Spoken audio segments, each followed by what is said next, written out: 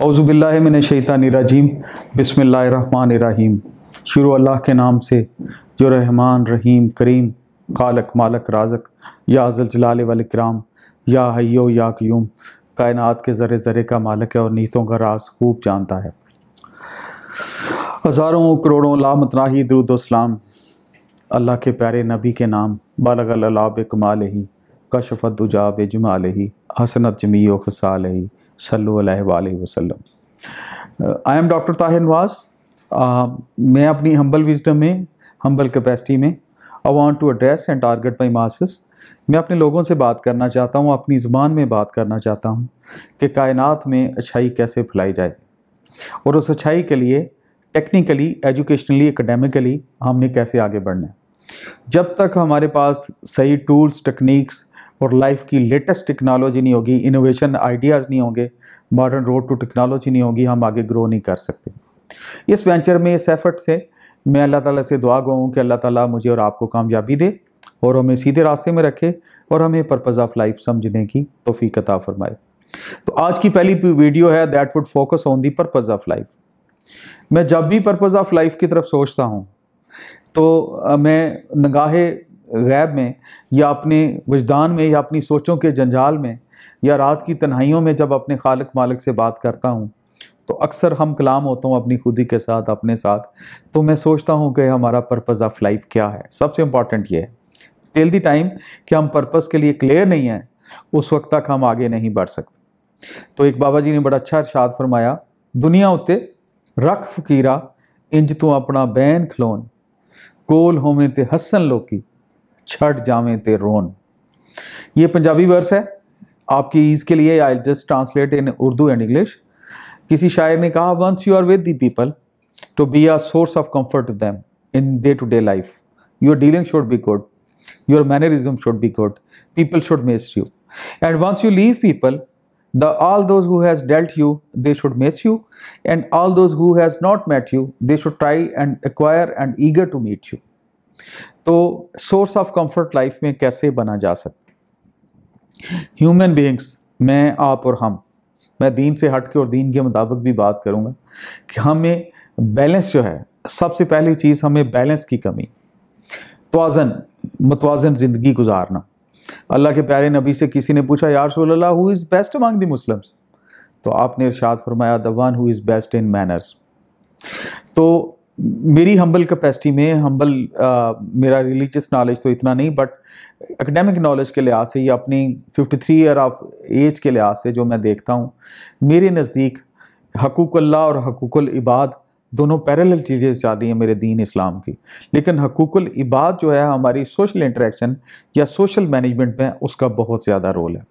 इसलिए इकबाल ने कहा, खुदा तुझे किसी तूफ़ान से आशना कर दे कि तेरे बहर की मौजों में इस्तराब नहीं। तो ह्यूमन बीइंग्स वी आर अशरफुल मखलूक़ात, और अशरफुल मखलूक़ात उस वक्त तक उस पर्पज़ को हासिल नहीं कर सकता जब तक वो अपने ब्रेन सेल्स को एक्टिवेट नहीं करता, जब तक उसको इंस्टिगेशन नहीं होती कि मैंने ज़िंदगी में आगे कैसे हो। पहला पॉइंट जो ह्यूमन बीइंग्स का है, अगर अच्छा इंसान बन जाए तो वो सबसे बड़ी बात है।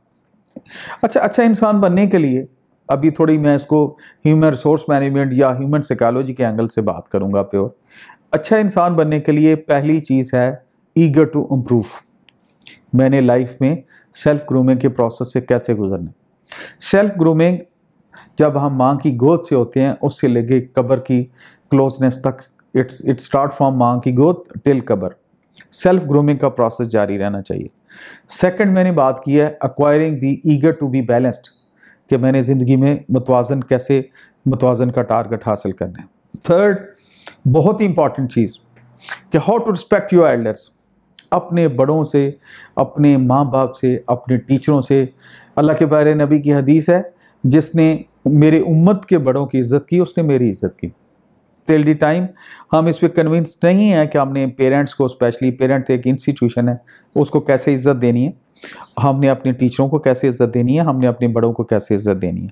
Fourth is emotional intelligence and emotional management. अल्लाह के प्यारे, मैं हदीस का मफहूम शेयर करूँगा, कमी बेशी अल्लाह माफ़ करे।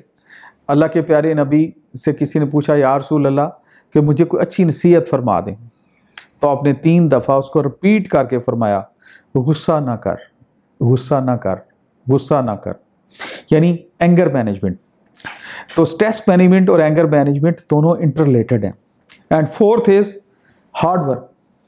हार्ड वर्क को मैं इस तरह एक्सप्लेन करूंगा, इकबाल ने इसमें बड़ी अच्छी बात की। तो अक्ल इसको कहते हैं कि खंजर तेज़ रख अपना, फिर अंजाम उसकी तेज़ी का मुकद्दर के हवाले कर। Once you like cozy bed, once you like comfortable chair, once you want to be an AC, you can't achieve your aim. जिंदगी में कुछ पाने के लिए कुछ खोना पड़ता है, और आगे बढ़ने के लिए अल्लाह के प्यारे नबी की सुन्नत है, मेहनत की जाए, हार्ड वर्क किया जाए, फिर उसके बाद चीज़ों को उसकी रज़ा के लिए छोड़ दिया जाए। तो मेरा यूथ को पैगाम है, जो कि मेरी फेवरेट यूथ है, मेरे देश की, मेरे वतन की, मेरी मट्टी की 64% वी आर यूथ पल्च। तो इनको पैगाम है कि इन 6 चीज़ों को ज़रूर अपने पल्ले बांधें और याद रखें। Number 1, how to be have balance in life, मतवाजन कैसे रहना है।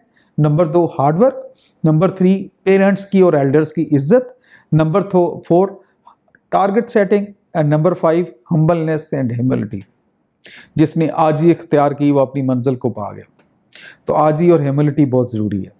तो विद दिस रिक्वेस्ट मैं बिलीव करता हूँ कि अल्लाह ताला मेरा और आपका हामी और नासर हो, मेरे देश का हामी और नासर हो, मेरी नस्लों का हामी और नासर हो, और हमें पर्पज़ ऑफ लाइफ समझने की प्रॉपर तरीके से हिम्मत तौफीक अता फरमाए। Thank you very much.